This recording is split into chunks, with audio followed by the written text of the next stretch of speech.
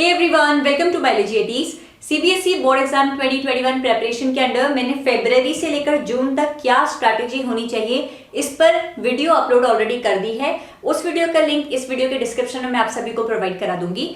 आज की इस वीडियो में मैं आप सभी से डिस्कस करने वाली हूं कि कैसे क्लास 12 बोर्ड एग्जाम प्रेपरेशन के लिए आपको टाइम को डिवाइड करना है ताकि आपकी बहुत अच्छे से प्रेपरेशन हो सके। आपका प्री बोर्ड एग्जाम, आपके ऑफलाइन स्कूल, आपकी ट्यूशंस, हर चीज मैनेज हो जाएगी इस टाइम टेबल के थ्रू। सबसे पहले तो मैं प्री बोर्ड्स की बात कर लेती हूं। तो देखो, प्री बोर्ड को लेकर बिल्कुल भी टेंशन मत लो। प्री बोर्ड एग्जाम में सिर्फ पासिंग मार्क्स स्कोर कर लो, उतना ही सफिशिएंट है। मैंने जो आपके लिए टाइम टेबल वीडियो प्रिपेयर करी है, मैंने पूरी कोशिश करी है कि आप सभी को सफिशिएंट ब्रेक टाइम देती रहूं, क्योंकि ब्रेक भी बहुत ज्यादा जरूरी है। बर्नआउट स्टडी करोगे तो कहीं ना कहीं प्रेपरेशन अच्छे से नहीं हो पाएगी, पढ़ाई फिर पढ़ाई नहीं, बर्डन जैसे लगेगी। अच्छा, अगर आपको ब्रेक टाइम को अच्छे से यूटिलाइज करना है तो एक सजेशन भी दे रही हूँ कि अनअकैडमी पर हर ऑल्टरनेट संडे अनअकैडमी कॉम्बैट नाम से एक लाइव कॉन्टेस्ट होता है। आप लोगों को कुछ नहीं करना है, आपकी जेब से एक पैसा भी नहीं जाने वाला है, एकदम फ्री कॉन्टेस्ट है। मैंने काफी बार अपने नीट एस्पिरेंट्स को भी इस कॉन्टेस्ट के बारे में सजेस्ट किया था। इस कॉन्टेस्ट के पेपर पैटर्न की बात करूं तो इसमें आपको फिजिक्स, केमिस्ट्री, जूलॉजी, बॉटनी इन चारों सब्जेक्ट से 7777 यानी कि टोटल 28 क्वेश्चंस पूछे जाएंगे। क्लास 11th, क्लास 12 और ड्रॉपर स्टूडेंट्स, तीनों कैटेगरी के स्टूडेंट्स इसके लिए एलिजिबल होते हैं। लिंक मैं डिस्क्रिप्शन में प्रोवाइड करा रही हूं, इस लिंक के थ्रू आप खुद को एनरोल करा सकते हो।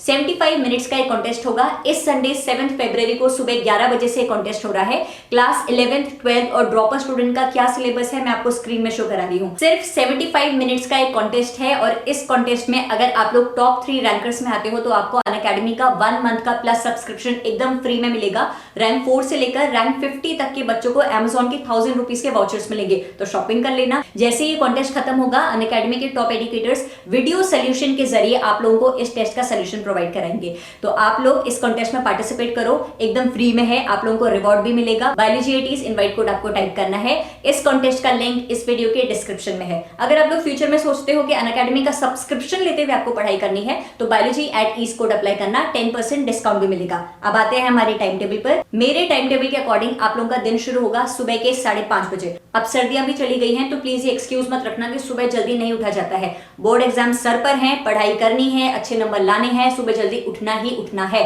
5:30 बजे आप लोग उठोगे, एक पॉजिटिव हैप्पी मॉर्निंग आपकी होनी चाहिए, बहुत पॉजिटिवली दिन की शुरुआत करिएगा। 5:30 से लेकर 6 बजे तक फटाफट फ्रेश हो जाइए, वॉक कर लीजिए, जितना हो सके खुद को फ्रेश फील करवाइए, क्योंकि अब आपको प्रेपरेशन शुरू करनी है। 6 से 7 बजे तक आप लोग बायोलॉजी पढ़ेंगे। अगर बायो पढ़ते हुए शुरुआत करोगे तो कहीं ना कहीं ऐसा लगेगा कि ठीक है, इजीली प्रेपरेशन हो सकती है। 1 घंटे तो बहुत अच्छे से यूटिलाइज हो गए हैं, बाकी का टाइम भी अच्छे से यूटिलाइज होगा। ठीक है, तो 7 बजे तक आप लोग बायोलॉजी पढ़ेंगे। सुबह के 7 से लेकर दिन के 2 बजे तक मैं एज्यूम कर रही हूँ कि आप लोगों के स्कूल रीओपन हो चुके हैं, तो आप लोग स्कूल चले गए हैं, या फिर अगर आपकी ऑनलाइन क्लासेस चल रही है तो 2 बजे तक आपका स्कूल टाइम है। उसके बाद अगर आप लोग स्कूल जा रहे हैं, स्कूल से मैं एज्यूम कर रही हूँ कि 3 बजे तक हर बच्चा घर पहुंच जाता है। 3 से 4 बजे तक आपने लंच किया, ब्रेक लिया, तो 4 बजे तक आपका फुल ब्रेक टाइम है। जिन बच्चों के स्कूल रीओपन नहीं हुए हैं और ऑनलाइन क्लासेस चल रही है तो 2 बजे तक अगर आपकी ऑनलाइन क्लास खत्म हो जाती है तो 2 से लेकर 4 बजे के बीच आप अपने अकॉर्डिंग जो भी सब्जेक्ट पढ़ना आपको सूटेबल लग रहा है आप वो पढ़ सकते हैं। मैं एज्यूम कर रही हूँ कि बच्चों के स्कूल खुल चुके हैं। अब वो लोग 2 बजे जब स्कूल छूट जाता है 3 बजे तक घर पहुंचते हैं, 3 से 4 बजे तक लंच करते हैं, नैप लेते हैं और फाइनली अब वो 4 बजे रेडी हैं पढ़ने के लिए। तो 4 से 5:30 बजे 1.5 घंटे तक वो लोग पढ़ेंगे फिजिक्स। उसके बाद 5:30 से 6 बजे पूरे आधे घंटे का ब्रेक है। 6 से 7:30 बजे तक 1.5 घंटा केमिस्ट्री या फिर आप मैथ्स भी पढ़ सकते हैं। अगर आप लोग पीसीएमबी स्टूडेंट हो तो एक दिन केमिस्ट्री पढ़ ली, अगले दिन मैथमेटिक्स पढ़ ली। उसके बाद 7:30 से लेकर 7:45 तक फिर से 15 मिनट का ब्रेक है। 7:45 से 9 आपको या तो एडिशनल सब्जेक्ट पढ़ना है, एक दिन एडिशनल सब्जेक्ट पढ़ लिया, अगले दिन आपने इंग्लिश पढ़ लिया। 9 से 10 मैं आपको डिनर टाइम दे रही हूँ। 1 घंटे का डिनर टाइम। क्यों? क्योंकि डिनर करोगे, ब्रेक ले लो, वॉक कर लो, ये सब चलेगा। ये मत सोचो कि दी इतना सारा ब्रेक टाइम है, पढ़ाई कैसे होगी? हो जाएगी। You have sufficient time. इतना ब्रेक लोगे, अगर इस टाइम टेबल को भी आप सीरियसली फॉलो करोगे तो आपकी अच्छे से प्रेपरेशन हो सकती है। तो खुद को थोड़ा रिलैक्स फील करवाओ, रिलैक्स फील करते हुए प्रेपरेशन करो। ठीक है, 9 से 10 बजे आपकी डिनर ब्रेक है। उसके बाद 10 to 10:45 बायोलॉजी पढ़ो, और या फिर अगर आप पीसीएमबी स्टूडेंट हो तो मैथ्स भी कर सकते हो, ठीक है। तो 10 to 10:45 बायो आपने पढ़ी, 10:45 to 11:30 you will revise everything, पूरा दिन भर जो कुछ ही पढ़ा था उसको रिवाइज करोगे। उसके बाद अगर आप लोगों का कोई स्कूल अभी नहीं चल रहा है, आप कंप्लीटली सेल्फ स्टडी कर रहे हो, स्कूल की क्लासेस भी खत्म हो चुकी है, तो 6 से 7 आपने सुबह सुबह बायो पढ़ी।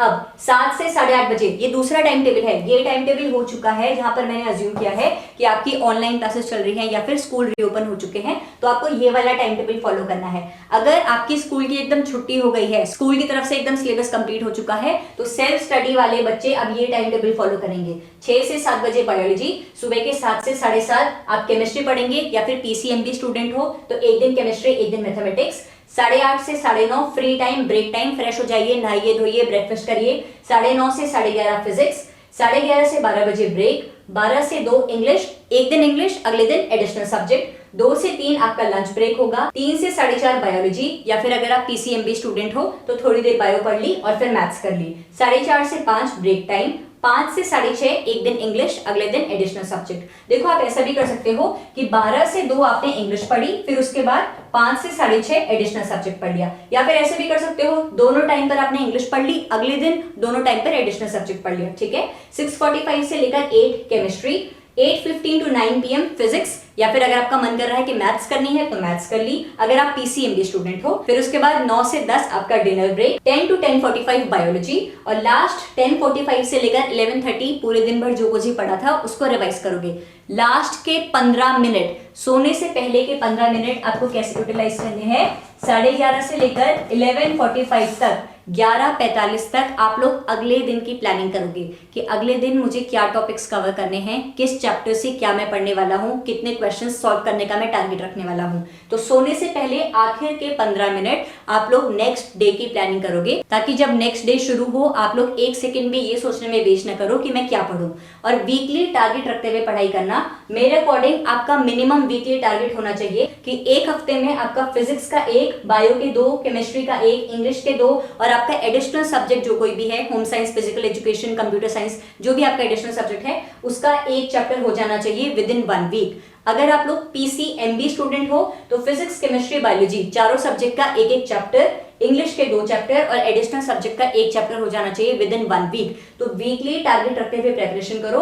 जो आपका वीकली टारगेट है उसको फिर ब्रेक करते हुए अपने डेली टारगेट्स रखो। अगर आप लोगों को लगता है कि इस टाइम टेबल में कुछ चेंजेस की जरूरत है तो अपने अकॉर्डिंग आप चेंज ला सकते हो। जरूरी नहीं है कि मैंने आपको बोला है कि 4 से 5:30 आपको फिजिक्स पढ़नी है तो आप फिजिक्स ही पढ़ो, आप केमिस्ट्री भी पढ़ सकते हो। बस मैं आपको आइडिया दे रही हूँ कि देखो कैसे टाइम को डिवाइड करते हुए हर दिन सारे सब्जेक्ट्स पढ़े जा सकते हैं। और ध्यान रखना, हर सब्जेक्ट में इजी चैप्टर से शुरुआत करना। इजी चैप्टर से शुरुआत करोगे तो कॉन्फिडेंस बढ़ेगा। पहले इजी चैप्टर्स करना, फिर मॉडरेट चैप्टर्स पे आना और लास्ट में डिफिकल्ट चैप्टर्स पर जाना, ठीक है। तो इस तरीके से आप लोग अपना टाइम डिवाइड कर सकते हो।